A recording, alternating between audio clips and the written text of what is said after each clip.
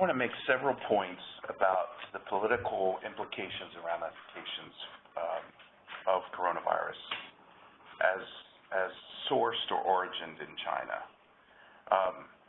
First point, the failure to report the coronavirus, the novel virus, very early reveals fundamental inadequacies of the Chinese political structure. There was evidence at the end of December, right? And local officials squelched that evidence. Why? Because in early January, local and provincial officials across China, but especially in Hubei province, of which Wuhan is the capital, were preparing for their annual meeting. And in such times, the Chinese system is motivated and mobilized to employ what they call stability maintenance processes. Exactly what it sounds like. They want to squelch protests. They want to pay very much great attention to people that might be a source of difficulties, and they want to make sure that Beijing doesn't hear any bad news. So, three different groups of health officials were sent from Beijing, from the National Health Commission, to Wuhan between December 31st and January 20th. And on each occasion, local officials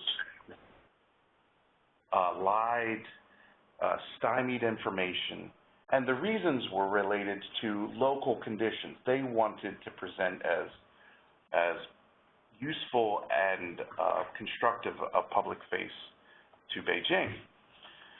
It was only after the third week of January, January 20th or so, that the center realized this divergence between what was taking place at the local level and the risk to the country at the national level. China's governance system is optimized to enhance stability and to prize economic growth as an outcome of the stability that they're able to bring about. And so there was a disconnect. There's a divergence between the local and the national. Or as a professor at the University of Victoria, just north of here, has argued, the Chinese government structure does well on stability and delivering command economy, doesn't do so well in cases of related to human security and social issues. So the delay at the outset, when the center in Beijing didn't realize what was happening in Wuhan, it was only after January 21st where the center said, okay, now we can employ the coercive and powerful arms and legs of our authoritarian system. And so you've seen hospitals, 2 hospitals built in 10 days, for instance. Right? That's when the system works well. But it only worked at the point at which they realized this threat.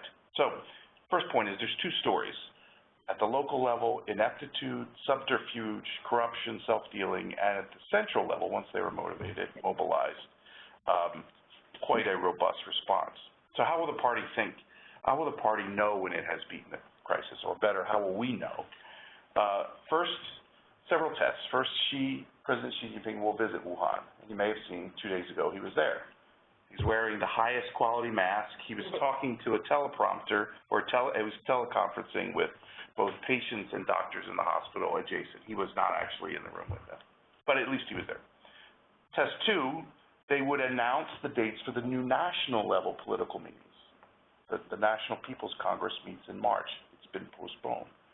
The point at which they agree to hold these meetings is the point at which they're signaling they've beaten this thing. Because those meetings have 8,000 representatives from across the country. They're not going to have those meetings until they're very confident. The third is when the schools in China reopen across the country, especially in Beijing. And that's not anticipated for as much as another month or 6 weeks. At the same time, Chinese students are preparing for the national college test exam. They call it Gaokao in Chinese. This is a very intense 3 or so day period. This whole process is going to have an enormous impact on that. So that's point 1. The political structure, there's a disconnect between center and local, and it failed at the outset. Second is, now that we've reached peak cases, the party has turned to changing what they call the discourse narrative. Propaganda is kicking in big time. Why? Well, there's a very real circumstance in which the party will be seen as responsible for a global economic crisis that originated in China, and Xi Jinping can't live with that outcome. So how are they changing the narrative, you might say? First, they're questioning the virus's origins. A Chinese scientist who's supporting the government has been said in a February 27th press conference, quote, though the COVID-19 was first discovered in China, it does not mean that it originated from China. Chinese embassy in Canberra, Australia sent an email to foreign journalists suggesting that journalists are politicizing the coronavirus by suggesting it originated in China. So the bat came from where? Exactly. The Chinese ambassador in South Africa said it may have broken out in China, but it did not necessarily originate in China. So they're trying to cast doubt on the virus's origins. The second thing they're doing is praising Xi Jinping. This is amazing. They're praising his success in managing the crisis. They're talking about how he's gone to the epicenter, right, to Wuhan. He's hosted 5 meetings of the Politburo Standing Committee, and the Chinese Communist Party's propaganda department is going to publish a book on his efforts to combat the coronavirus. It's not even done, and they're going to publish the book, focusing on his care for his people, his service as a major power leader, his sense of mission and responsibility, strategic vision, and so forth. Imagine the chutzpah of talking about this when they're still not on the back end of the crisis. The last thing they're doing to change the discourse is they're talking about how China is making a contribution to global goods. Excuse me. The Chinese ambassador in the United States wrote in USA Today, and Rod actually sent this article to me. He said, China has erected a great wall of disease control. So playing on the image of what's known best about China and actually saying what a great contribution they've made. And on March 9th, the official Twitter account of China's Ministry of Foreign Affairs wrote, quote, China's endeavor to combating the epidemic has bought time for international preparedness. So they're taking all these efforts to change the narrative. The third point is that economic impacts will have their own political implications. A Chinese economist with close ties to the National Development Reform Commission has said it will be extremely difficult for China to achieve even a 5% growth rate this year. And he even estimates that there might be just zero growth in China in Q1.